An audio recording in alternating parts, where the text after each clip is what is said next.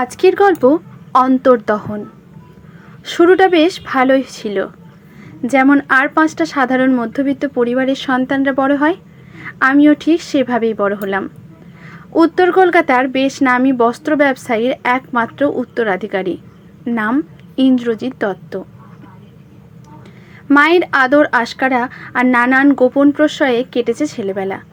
পাড়ার মাঠে football, cycle ছুটিয়ে বাজার যাওয়া, বাংলা বন্ধে গলির মধ্যে ক্রিকেট খেলে, কি বর্ষা সন্ধ্যায় কোনো এক বন্ধুর বাড়িতে ক্যারাম পেটানো, বা লুকিয়ে 2-4টে 10 টাকা বাজি রেখে তাসের আসর জমানো। সব রকম অভিজ্ঞতায় অল্প বিস্তর হয়েছে জীবনে। মধ্যম মনের ছাত্র ছিলাম।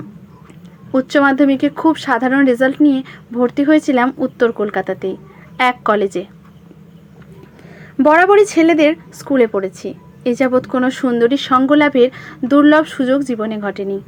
যদিও পাশের বাড়ির মিলিকে যতবারই ছাদে চুল শুকোতে দেখেছি, ততবারই বুকের ধুকপুকানিটা তীব্রতর হয়েছে। কিন্তু মন ও শরীরের বাঁধন ডিঙিয়ে তা কোনোদিনই মিলিদের কংক্রিটের ছাদে ধাক্কা মারেনি। কলেজে 2-4 জনের সঙ্গে বেশ ভালোই ভাবছিল। বিকাশ, প্রবাল, সুমন, অলোকেশ। কিন্তু কয়েক মাসের মধ্যে ওরা একজন তন্নি জুটিয়ে টপাটপ প্রেম করতে শুরু করলো।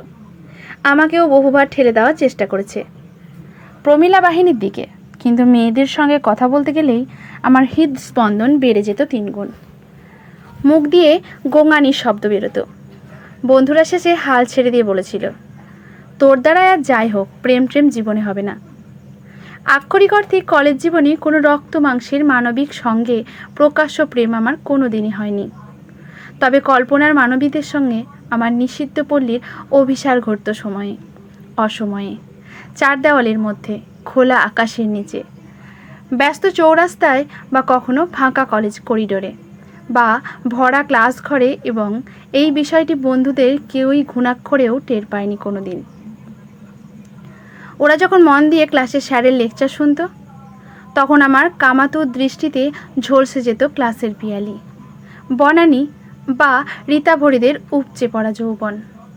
আমার শরীরের রন্ধে রন্ধে মিশিয়ে নিতাম ওদের দুলতে থাকা বুকের ধুকপুকানি আরাম। গোপন ডায়েরির পাতায় ওদের নগ্ন শরীরগুলোকে কলঙ্কিত করতাম আমার সিক্ত ঠোঁটের স্পর্শে, প্রায় প্রতি রাতে।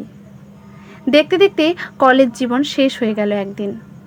উচ্চশিক্ষার সুযোগ পাওয়ার মতো নম্বর নিয়ে ঘরে ঢুকিনি, তাই বড়দের পরামর্শে পরদিন থেকেই বাবার ব্যবসায় সাহায্য করতে শুরু করলাম। কলেজের প্রমীলালা চোখের আড়াল হলেও ইন্দ্রজিতের গোপন ইন্দ্রজালে ধরা দিত রাতের আধারে, অতি সন্তর্পণে। হঠাৎই একদিন বাবা চৈতালির ছবি দেখিয়ে জিজ্ঞেস করলো, দেখ তো মেয়েটি কেমন, যদি ঠিক লাগে তবে কাল গিয়ে একবার দেখে এসো। আমাদের দেশের বাড়িতে দিক্কার মেয়ে, সজাত, বিএ পাস, সুন্দরী, গৃহকর্ম নিপুণা, আর কি চাই। খুব ঘটা করে আমাদের বিয়ে হলো। বন্ধুরা কবজি ডুবিয়ে খেয়ে যে যার আস্তানায় ফিরে গেল। মনে মনে আগেই ঠিক করে রেখেছিলাম, ফুলশয্যার রাতেই দুয়ার ভাঙব। সেই মতো বউ ভাতের সব কিছু মিটে যাওয়ার প্রায় মধ্যরাতে দরজায় খিল তুলেই হিংস্র ব্রাঘের মতো ঝাঁপিয়ে পড়লাম চৈতালির শরীরের ওপর। প্রথম রাতেই চৈতালি এতটা প্রস্তুত না থাকলেও স্বামীর অধিকার মনে করে হোক বা ওর নিজের কামনার জন্যই হোক, বাধা দেয়নি একটুও, বরং তালে তাল মিলিয়ে সঙ্গ দিয়েছে হিংস্র বাঘিনীর মতোই। সুসঙ্গমে পূর্ণ স্নান করে শুরু হলো আমাদের নতুন সুখের জীবন। এই বলে গল্পটা এখানেই শেষ করতে পারতাম, কিন্তু নিয়তির খাতায় আমার গল্পটা একটু অন্য রকমই লেখা ছিল। চরম ধাক্কাটা খেতে বেশি সময় লাগেনি আমার। চরম মুহূর্তটা যে আমার জীবনে আর আসবে না, এই কঠিন সত্যটা মেনে নিতে আমার নিজেরই অনেকটা সময় লেগেছিল। এরপর অসহ্য মানসিক যন্ত্রণায় দগ্ধ হতে হতে কাটতে লাগলো আমার একটা রাত। বুঝেছিলাম প্রকৃতি খুব যত্ন করে আমার স্বপ্ন আর বাস্তবের মধ্যে শত যোজন দূরত্ব বেঁধে দিয়েছে। এরপরও প্রতি রাতে বিকৃত অভিসারে মত্ত হয়ে আমার চুপসে যাওয়া পরশত্বের ফানুসটাকে রক্তাক্ত করেছি। কিন্তু অনেক চেষ্টা করেও দলা পাকানো এঁটেল মাটির খণ্ডতে কিছুতেই আর কঠিন পাললিক শিলায় পরিণত করতে পারিনি। চৈতালির টুকরো কিছু অভিযোগ ছিল ঠিকই, কিন্তু ও মেনে নিয়েছিল ধীরে ধীরে সবটাই। আমি হেরে গেছিলাম, চূড়ান্ত হার স্বীকার করে লজ্জায় অপমানে নিজের শরীরটা মাটিতে মিশে যেতে চাইতো প্রত্যেক দিন। কলেজের সহপাঠিনীরা, এমনকি পাশের বাড়ির মিলিও এরপর থেকে সুযোগ পেলেই ব্যঙ্গ ভরা চিত্র এঁকে দিত আমার সেই শখের ডায়েরির সাদা পাতায়। আমি অগন্তি গোল খেয়ে হেরে বসে আছি। দেখতে দেখতে বিয়ের 5 বছর পূর্ণ করলাম আমরা। স্বাভাবিক নিয়মেই কোলে বাচ্চা না আসায় ঘরে বাইরে সকলেই প্রথমে আঙুল তুলেছে চৈতালির দিকেই। ইতিমধ্যে হোমিওপ্যাথি, অ্যালোপ্যাথি, আয়ুর্বেদ, ইউনানি কিছুই বাদ রাখিনি, কিন্তু সব জায়গা থেকেই খালি হাতে ফিরতে হয়েছে। ধীরে ধীরে চৈতালির সহনশক্তিও কমতে থাকে, মানসিকভাবে একটু একটু করে দূরে সরে যেতে থাকে আমার থেকে। প্রতি রাতে অভ্যাস মতো চড়ুই ভাতি খেলাতে চৈতালির মন ও শরীর কোনোটাই সাড় দেয় না। কিন্তু ততদিনে সর্বদিক থেকে চৈতালির ওপর আমি নির্ভর হয়ে পড়েছি পুরোপুরি। ভালোবাসায়, আবেগে আষ্টে পৃষ্ঠে জড়িয়ে নিয়েছি আমার রক্ত মাংসের মানবীকে। চৈতালি ছাড়া জীবনের একটা দিনও নিজেকে আর কল্পনার আয়নায় দেখতে পাই না। কিন্তু আমার অক্ষমতা আর চৈতালির অতৃপ্ত কাম যাতনা আমাকে দিন রাত দুমড়ে মুচড়ে শেষ করে দিচ্ছে। কলেজের বন্ধু বিকাশের সঙ্গে একদিন হঠাৎই আমার দোকানে দেখা। বোনের বিয়ের বেনারসি কিনতে এসেছে। বন্ধুদের মধ্যে একমাত্র ওরই বিয়ে বাকি ছিল। বলছিল বোনকে বিয়ে দিয়েই নিজের জন্য পাত্রী দেখা শুরু করবে। ও একটা কোচিং সেন্টার খুলেছে, মাস গেলে রোজগার মন্দ হয় না। নিজে থেকে আগ বাড়িয়ে জানতে চাইলাম কোচিংয়ে আর কোন শিক্ষকের প্রয়োজন আছে কিনা। জানালাম আমার বউ বিএ পাস।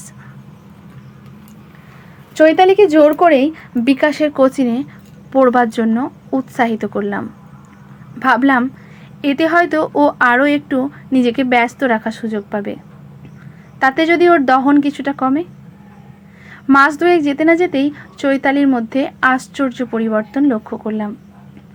ও এখন আর মন মরা হয়ে থাকে না।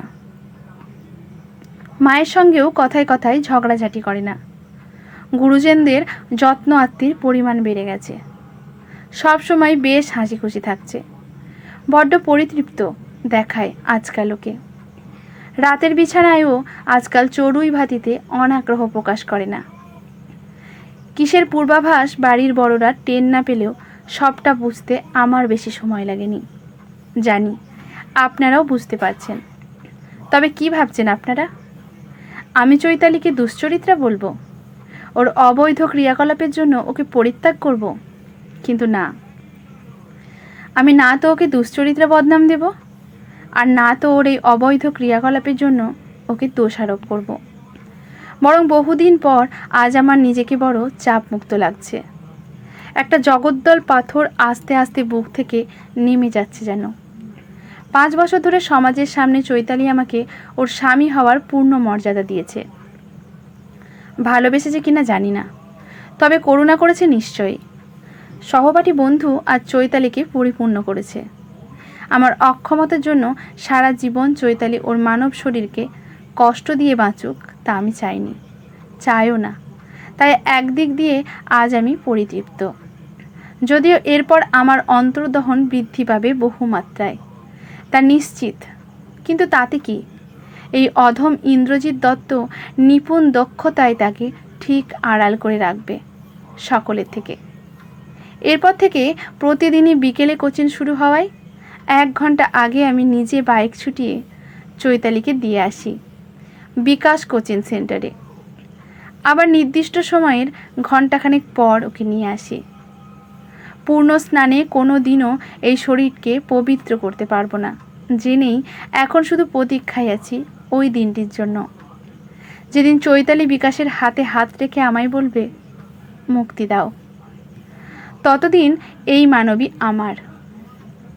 আজ রাতেও চৈতালির শরীরের বিস্তৃত টিলায় আমার ভাঙা কুঠারের আঘাত হানলাম। ওর নরম কোমল অববাহিকায় আমার তৃষ্ণার্ত ঠোঁটের ছলনায় মৃদু কম্পন আনলাম। ওর উন্মুক্ত উরুর মাঝে নিজের অক্ষমতাকে সঁপে দিলাম। আজকের গল্পটি এখানেই সমাপ্ত। ভালো লাগলে লাইক, শেয়ার, কমেন্ট করে পাশে থাকবেন। ধন্যবাদ।